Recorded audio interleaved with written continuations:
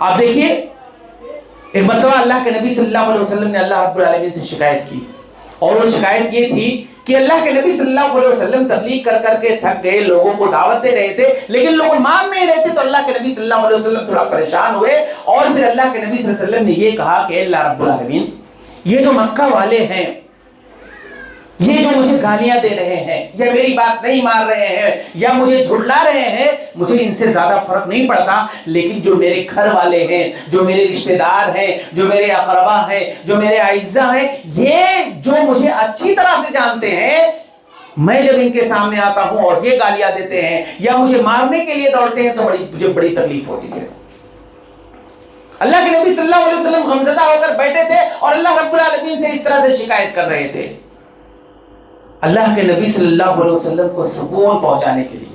اللہ کے نبی صلی اللہ علیہ وسلم کو تسلی دینے کے لیے اللہ رب العالمین نے سورہ یوسف نازل کر دیا، اور سورہ یوسف نازل کرنے کے بعد اللہ رب العالمین نے نبی کریم صلی اللہ علیہ وسلم کو تسلی دیتے ہوئے کہا کہ اے نبی صلی اللہ علیہ وسلم، آپ کو پریشان ہونے کی ضرورت نہیں ہے، اگر آپ کے اعزاء، آپ کے اقربا آپ کو اگر پریشان کر رہے ہیں، دکھ دے رہے ہیں، گالیاں دے رہے ہیں، تو آپ کو پریشان ہونے کی ضرورت نہیں ہے، آپ سے پہلے اور بھی اس دنیا کے اندر نبی آئے، ان کے ساتھ بھی یہی معاملہ ہوا۔ یہ دیکھیے حضرت یوسف علیہ السلام کو، یوسف علیہ السلام کو دیکھیے کہ یوسف علیہ السلام کے ان کے سگے بھائیوں نے یوسف علیہ السلام کو ان کے باپ سے جدا کر دیا، اور یہی نہیں، یوسف علیہ السلام کے ان سگے بھائیوں نے یوسف علیہ السلام کو کنویں میں پھینک دیا۔ یہ سارا قصہ، پورا واقعہ اللہ رب العالمین نے سورہ یوسف نازل کر کے نبی کریم صلی اللہ علیہ وسلم کو تسلی دیا، اور صرف یہی نہیں بلکہ تسلی دیتے دیتے اللہ کے نبی صلی اللہ علیہ وسلم کو اللہ رب العالمین نے اس سورت کے اندر خوشخبری بھی سنائی، اور کہا کہ اے نبی صلی اللہ علیہ وسلم، حضرت یوسف علیہ السلام کے اس واقعے کی طرف اشارہ کر کے آخر میں یہ تذکرہ کیا کہ جو انجام یوسف علیہ السلام کا واقعہ بیان کرنے کے بعد کہا کہ جو معاملہ یوسف علیہ السلام کے ساتھ ہوا وہی معاملہ آپ کے ساتھ بھی ہونے والا ہے۔ یعنی اس کا مطلب یہ ہوا کہ جس طریقے سے شروع میں یوسف علیہ السلام کے بھائیوں نے یوسف علیہ السلام کو پریشان کیا، لیکن آخر میں کیا ہوا؟ آخر میں یہ ہوا کہ جب اللہ رب العالمین نے یوسف علیہ السلام کو بادشاہ بنایا، اور اس کے بعد وہی بھائی جو یوسف علیہ السلام پر ظلم و تشدد کی آگ برسا رہے تھے، انہیں حد سے زیادہ پریشان کر رہے تھے، رحم و کرم کی بھیک مانگتے ہوئے آ کر پہنچتے ہیں، اللہ رب العالمین نے ان کے اس واقعے کی طرف اشارہ کیا اور کہا کہ یہی معاملہ آپ کے ساتھ بھی ہوگا۔ آپ دیکھیے کہ جو بھائی یوسف علیہ السلام کے انہیں کنویں میں پھینک دیے تھے، ایک دن ایسا آیا تھا کہ ان کے سامنے کھڑے ہو کر کے رحم و کرم کی بھیک مانگ رہے تھے، تو یوسف علیہ السلام نے جو انہیں اس وقت جواب دیا تھا، کہا تھا لا تثریب علیکم اليوم یغفر اللہ لکم، کہ آج تم پر کوئی سرزنش نہیں کی جائے گی، آج تم سے کوئی بدلہ نہیں دیا جائے گا، جاؤ اللہ رب العالمین تمہیں معاف کرے۔ بالکل وہی واقعہ اللہ کے نبی صلی اللہ علیہ وسلم کے ساتھ ہوا، اللہ کے نبی صلی اللہ علیہ وسلم نے بھی وہی کام کیا کہ آپ دیکھیں کہ شروعات میں مکہ والے نبی کریم صلی اللہ علیہ وسلم پر ظلم و تشدد کی آگ برسا رہے تھے، اتنا پریشان کیے یہاں تک کہ ہجرت کرنے پر مجبور کر دیے، لیکن فتح مکہ کے موقع پر جب اللہ کے نبی صلی اللہ علیہ وسلم فاتحانہ طور پر مکہ کے اندر داخل ہوئے تو وہی کفار مکہ کھڑے ہو کر کے رحم و کرم کی ایسے ہی بھیک مانگ رہے تھے جیسے یوسف علیہ السلام کے بھائی یوسف علیہ السلام کے سامنے بھیک مانگ رہے تھے۔ تو نبی کریم صلی اللہ علیہ وسلم نے کفار مکہ کے سامنے وہی بات کہی تھی جو یوسف علیہ السلام نے اپنے بھائیوں کے سامنے کہا تھا کہ لا تثریب علیکم اليوم، کہ آج تم پر کوئی سرزنش نہیں کی جائے گی، آج تم سے کوئی بدلہ نہیں لیا جائے گا، جاؤ اللہ رب العالمین تمہیں معاف کرے۔ تو کہنے کا مطلب یہ ہے کہ قرآن مجید ایک ایسی کتاب ہے، اگر آپ بھی پریشان ہیں، آپ کو نیند نہیں آ رہی ہے، آپ اسی طریقے سے آپ کو بے چینی ہے، قرآن مجید کی تلاوت کریے، قرآن مجید کو پڑھیے، یہ قرآن مجید سکون پہنچانے والی کتاب ہے۔ اگر آپ قرآن مجید کو پڑھیں گے اللہ رب العالمین آپ کے دل کو سکون پہنچائے گا۔ اور یہی نہیں بلکہ آپ دیکھیے اللہ کے نبی صلی اللہ علیہ وسلم کو جب ہجرت کرنے کی باری آئی، ہجرت جیسا نازک موقع آپ نے سنا ہوگا، بڑا ہی کٹھن معاملہ تھا۔ اللہ کے نبی صلی اللہ علیہ وسلم کو جب حکم ہوا کہ آپ کو ہجرت کرنی ہے، اور اس وقت کفار مکہ نے جو پورا پہرا بٹھا دیا تھا اور اللہ کے نبی صلی اللہ علیہ وسلم کی تلاش لے جانی تھی، لمبا واقعہ ہے، اس وقت اللہ کے نبی صلی اللہ علیہ وسلم کتنا پریشان تھے۔ آپ صلی اللہ علیہ وسلم کو مکہ سے مدینہ جانا ہے، کیسے جانا ہے، اور لمبا سفر ہے، اور اس کے بعد پھر دشمن پیچھا کیے ہوئے ہیں، بڑا عجیب و غریب معاملہ تھا اس وقت۔ اللہ کے نبی صلی اللہ علیہ وسلم بہت زیادہ پریشان تھے، آپ صلی اللہ علیہ وسلم بہت زیادہ ٹینشن میں تھے۔ اس وقت اللہ نے کیا کیا؟ اللہ کے نبی صلی اللہ علیہ وسلم کی اس پریشانی کو دیکھ کر کے اللہ رب العالمین نے سورہ قصص نازل کر دیا. سورہ قصص نازل کرنے کے بعد اللہ رب العالمین نے سورہ قصص کے اندر حضرت موسیٰ علیہ السلام کا قصہ بیان کرنا شروع کر دیا. حضرت موسیٰ علیہ السلام کے واقعات کو اللہ رب العالمین نے اس سورت کے اندر بیان کیا اور اس واقعے کی طرف اشارہ کیا کہ نبی صلی اللہ علیہ وسلم اگر آپ کو ہجرت ابھی کرنا ہے, آپ پریشان ہیں, تو آپ کو پریشان ہونے کی ضرورت نہیں ہے. یہ دیکھیے موسیٰ علیہ السلام کو پڑھیے. موسیٰ علیہ السلام کے اس واقعے کو سورہ قصص کے اندر ذکر کر کے بیان کیا کہ دیکھو موسیٰ علیہ السلام کے ہاتھوں جب ایک قبطی کا قتل ہو گیا اور پھر وہاں کی پولیس موسیٰ علیہ السلام کو جب ڈھونڈ رہی تھی اور پھر اس کے بعد موسیٰ علیہ السلام مدین کی طرف ہجرت کیے, یہ سارا واقعہ آپ کو سورہ قصص کے اندر مل جائے گا. یہ ساری تفصیلات سورہ قصص کے اندر ہے اور یہ اس موقع پر نازل ہوئی جب اللہ کے نبی صلی اللہ علیہ وسلم کو ہجرت کرنا تھا. کہنے کا مطلب یہ ہے کہ اللہ کے نبی صلی اللہ علیہ وسلم کو سکون پہنچانے کے لیے, آپ صلی اللہ علیہ وسلم کو تسلی دینے کے لیے قرآن مجید کی اسی طرح سے آیتوں کا نزول ہوتا تھا. اسی طریقے سے اللہ رب العالمین قرآن مجید کی آیت کریمہ کا نزول کر کے اللہ کے نبی صلی اللہ علیہ وسلم کو تسلی دیا, آپ کو سکون پہنچایا. تو یہ قرآن مجید سکون پہنچانے والی کتاب ہے. آپ بھی اگر پریشان ہیں, آپ ٹینشن میں ہیں, قرآن مجید کو پڑھیے, قرآن مجید کے ذریعے سے آپ کو بھی سکون ملے گا. اسی طریقے سے قرآن مجید کی ایک خصوصیت اور کہ قرآن مجید نبی کریم صلی اللہ علیہ وسلم پر جس وقت نازل ہو رہی تھی تو اس وقت اللہ کے نبی صلی اللہ علیہ وسلم مکی زندگی کے تعلق سے میں بتا رہا ہوں کہ مکی زندگی کے اندر جب قرآن مجید کا نزول ہو رہا تھا اور اس وقت اللہ کے نبی صلی اللہ علیہ وسلم جب پریشان تھے, کفار مکہ آپ کو گالیاں دیتے تھے اور اسی طریقے سے آپ کو ستاتے تھے, عبادتیں کرنے سے روکنے کی کوشش کرتے تھے, تو اس وقت اللہ رب العالمین نے قرآن مجید نازل کر کے کیا کہا فَلَا تُطِعِ الْكَافِرِينَ وَجَاهِدْهُمْ بِهِ جِهَادًا كَبِيرًا. کہ نبی صلی اللہ علیہ وسلم آپ کافروں کی بات نہ مانیے اور ان کے ساتھ بڑا جہاد کیجیے. اب جہاد کا کیا مطلب ہے؟ وَجَاهِدْهُمْ بِهِ جِهَادًا كَبِيرًا, ان کے ساتھ بڑا جہاد کیجیے. مفسرین اس سلسلے میں لکھتے ہیں کہ وَجَاهِدْهُمْ بِهِ جِهَادًا كَبِيرًا سے مراد دعوت و تبلیغ ہے. آپ دیکھیے یہ آیت کریمہ مکہ کے اندر نازل ہوئی اور مکہ کے اندر کون سا جہاد ہوا؟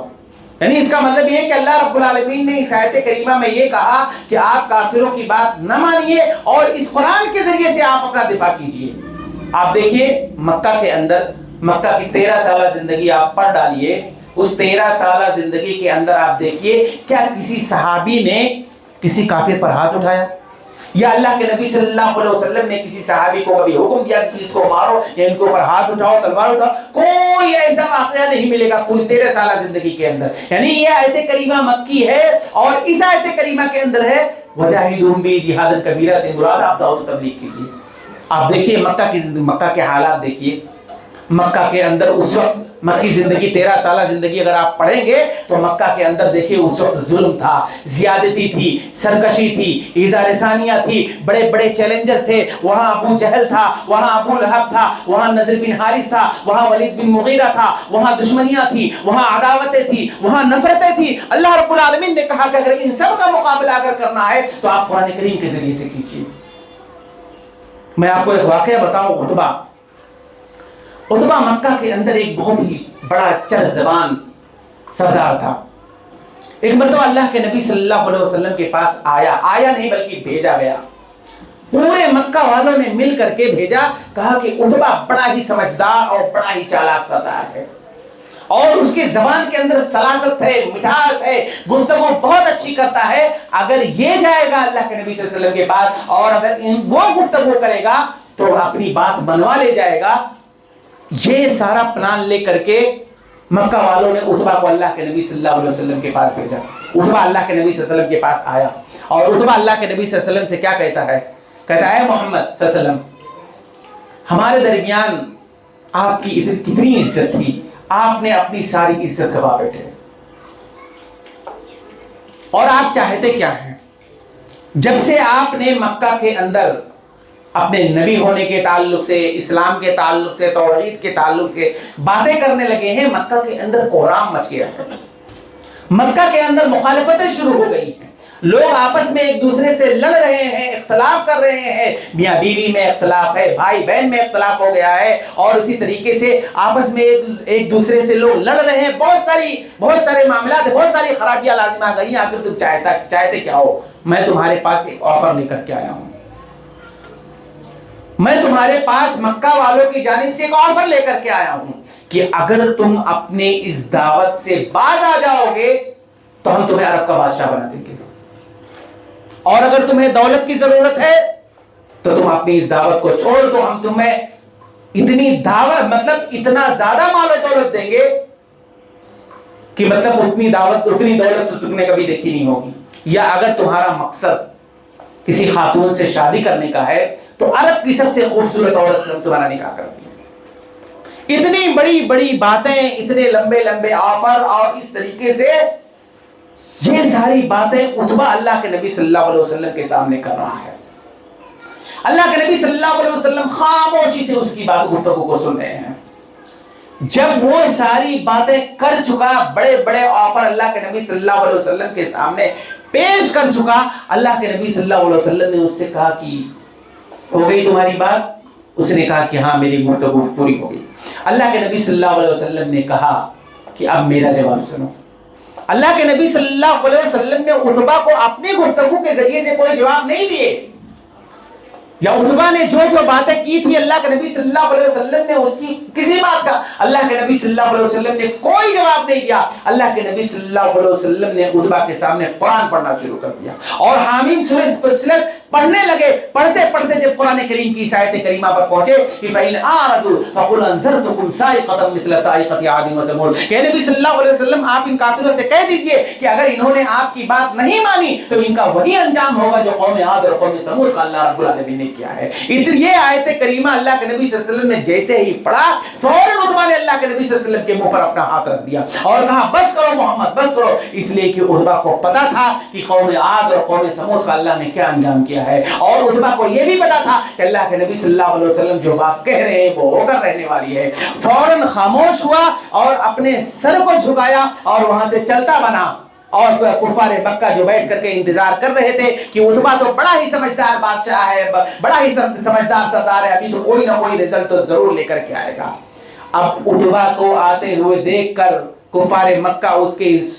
اترے ہوئے چہروں کو دیکھ کر کہہ رہے ہیں کہ یہ دیکھو محمد کا جادو تو اس پر بھی چڑھ گیا ہے۔ کہنے کا مطلب یہ ہے کہ قرآن مجید یہ اللہ کے نبی صلی اللہ علیہ وسلم پر جس وقت نازل ہو رہی تھی مکہ کے اندر، تو اللہ رب العالمین نے اسی قرآن مجید کے ذریعے سے کہا تھا کہ آپ اس قرآن مجید کے ذریعے سے اپنا دفاع کیجیے۔ اللہ کے نبی صلی اللہ علیہ وسلم نے کوئی بات نہیں کی، کوئی جواب نہیں دیا، صرف اور صرف قرآن مجید کی آیت کریمہ اور چند آیتیں اس کے سامنے پڑھی، اس کی حالت خراب ہو گئی۔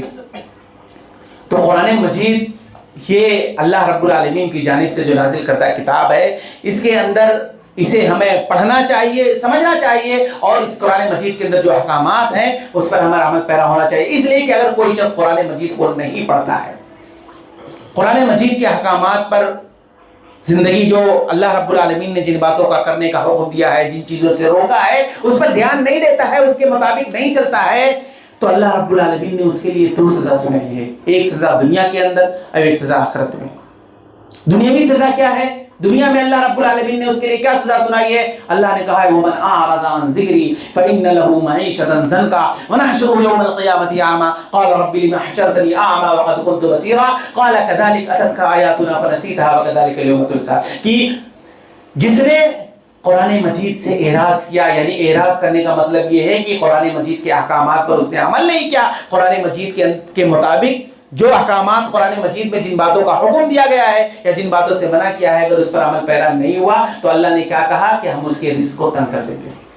یعنی دنیا کے اندر رہتے ہوئے اگر وہ 5 لاکھ روپیہ مہینہ بھی کمائے گا لیکن اس کے باوجود بھی پریشان حال رہے گا، اس لیے کہ وہ قرآن مجید کے مطابق زندگی گزار رہا ہے۔ اللہ رب العالمین نے کہا کہ ہم اس کے رزق کو تنگ کر دیں گے، یہ دنیاوی سزا ہے کہ دنیا میں وہ پریشان حال رہے گا، اس کی رزق تنگ ہو جائے گی۔ اور آخرت میں اللہ رب العالمین نے کیا کہا؟ وَنَحْشُرُهُ يَوْمَ الْقِيَامَةِ أَعْمَى، اور قیامت کے دن ہم اسے اندھا اٹھائیں گے۔ یعنی دنیا کے اندر اس کے پاس آنکھیں ہیں لیکن آخرت میں وہ اندھا رہے گا۔ اللہ رب العالمین اس سے کہے گا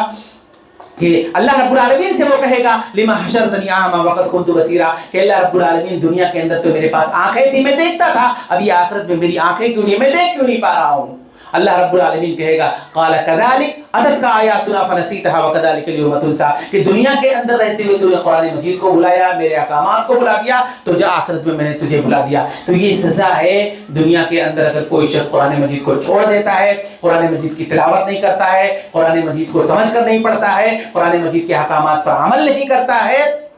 تو اللہ رب العالمین دنیا کے اندر بھی اس کو سزا دے گا، اور آخرت میں بھی اللہ رب العالمین نے قرآن مجید کے اندر اس کی سزا سنائی ہے۔ اسی طریقے سے قرآن مجید کے چھوڑنے کے بہت سارے نقصانات ہیں۔ دنیا کے اندر انسان پریشان حال رہے گا، پریشان رہے گا، ہر اعتبار سے اللہ رب العالمین اس کے اوپر دشمن مسلط کر دے گا۔ اور اس طریقے سے بہت ساری لمبی تفصیل ہے کہ اگر آپ یہ کے بعد دیگرے اگر سنتے جائیں تو بہت لمبی تفصیل ہے۔ قرآن مجید اگر کوئی شخص چھوڑ دیتا ہے، اللہ رب العالمین نے خود اللہ کے نبی صلی اللہ علیہ وسلم کی حدیث ہے کہ اللہ رب العالمین اسی قرآن کریم کے ذریعے سے ایک قوم کو بلندی عطا کرتا ہے اور ایک قوم کو گمراہ کر دیتا ہے، پست کر دیتا ہے۔ یعنی قرآن مجید کے چھوڑنے کے بہت سارے نقصانات ہیں، اس لیے ہمیں قرآن مجید کو پڑھنا چاہیے۔ رمضان المبارک بھی ہمارے سامنے آنے والا ہے، تو